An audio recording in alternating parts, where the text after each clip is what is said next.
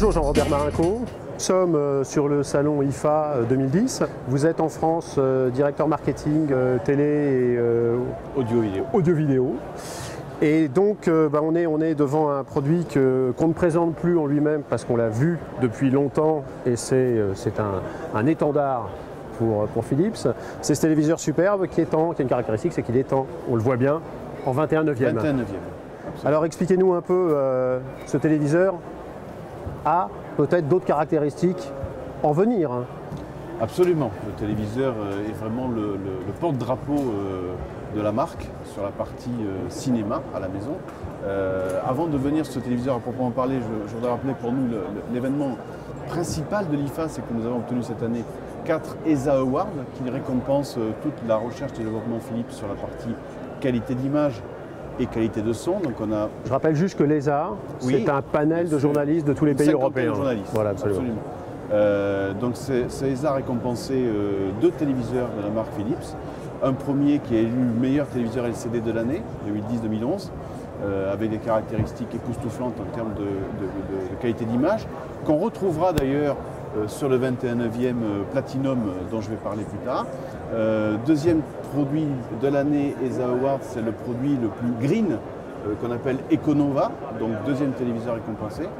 Et sur la qualité de son, on a le meilleur ampli home cinéma de l'année avec le HTS 9520 qui est Blu-ray 3D. J'aurai l'occasion de revenir aussi sur qu'est-ce que fait la marque pour apporter le plus de solutions simples et de bonne qualité sur le marché de la 3D qui est en plein devenir.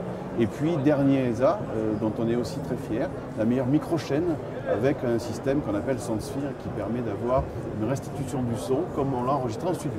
Alors ce 21/9e qu'on a lancé il y a maintenant un an s'enrichit de toute nouvelle technologie qui a permis au meilleur produit de l'année d'être élu par l'ESA. Donc j'entends une technologie LED, rétroéclairage LED. J'entends aussi un multi-window, c'est-à-dire que c'est un écran qui va permettre d'afficher d'une partie gauche et d'une partie droite 2 sources d'images différentes. On va se servir du format 21/9e pour l'exploiter. Ces sources d'images et exploiter pour le consommateur en toute simplicité ce nouveau format. Autre chose très importante, ce 21/9e va avoir l'effet Ambilight, technologie développée par Philips, donc ce qui permet d'avoir ce halo lumineux qui élargit la surface de l'écran et la couleur de l'éclairage va dépendre de ce qu'on va nourrir à l'écran. Donc si c'est du rouge, ça va être du rouge, et si c'est du blanc, ça va être du blanc. Donc un effet théâtral, ça, c'est une technologie que vous travaillez depuis absolument, depuis longtemps. Qu'on a lancé il y a 6 ans exactement, ouais. Et donc aujourd'hui nous sommes sur 6 millions de téléviseurs Ambilight vendus dans le monde. Donc un succès qui est reconnu par le consommateur. Donc ce 21/9e est un produit effectivement qui est aussi le premier produit à 21/9e 3D. Ce qui est 3D. Effectivement, et voilà. Quand on parle de 3D, la célèbre lunette. Ce sont les lunettes bien sûr, puisque maintenant on a un format 3D qui a été standardisé en décembre. Donc c'est la 3D haute définition.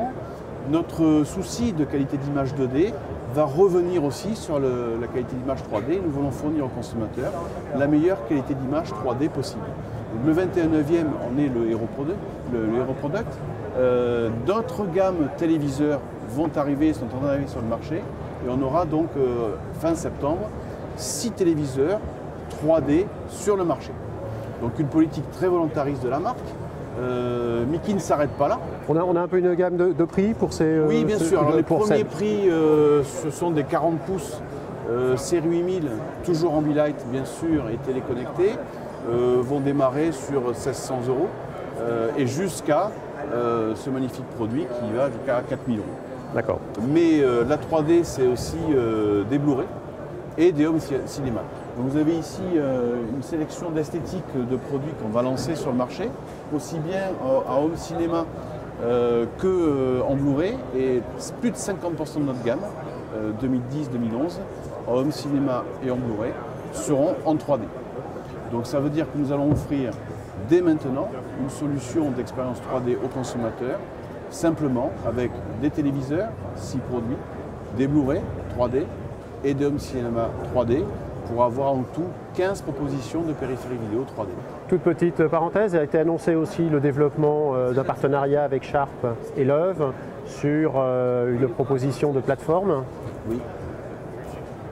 Téléconnecté. Téléconnecté, c'est aussi, voilà. le deuxième gros événement dont on entend parler déjà depuis 2 ans, et encore plus fortement sur cette IFA 2010.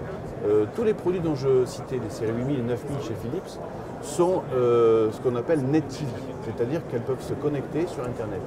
NetTV est une plateforme ouverte qui est accessible pour le consommateur soit en Wi-Fi, soit par câble, donc il faut un abonnement Internet bien sûr, et s'enrichit tous les jours de nouveaux partenariats.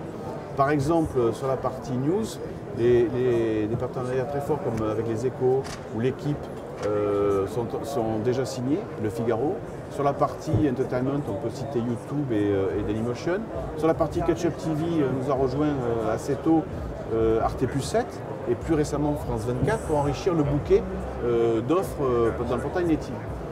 Donc très tout ça important été... pour nous, c'est d'avoir signé, comme vous le disiez, avec Sharp et Love pour étendre à plus de téléviseurs potentiels ce type d'accès. Donc le consommateur demain pourra non seulement interroger le portail NetTV à travers les produits Philips, bien sûr, mais aussi à travers Sharp et Love. Ce qui donne aux partenaires actuels et futurs une audience potentielle beaucoup plus large. Je crois qu'on a à peu près balayé toutes ces propositions de l'IFA 2010. Merci Jean-Robert. Merci à vous.